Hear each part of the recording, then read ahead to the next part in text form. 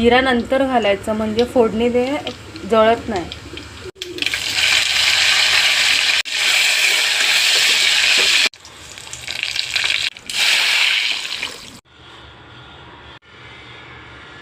थोडा गरम मसाला घालायचा म्हणजे कसं टेस्ट छान येते तिखट डाळ असल्यामुळे. आणि चवीनुसार मीठ. तुम्ही एकदा करून बघा. ही डाळ एकदम सोपी आहे आणि चवीला एवढी छान लागते ना, तुम्हाला भाजीचीच गरज नाही.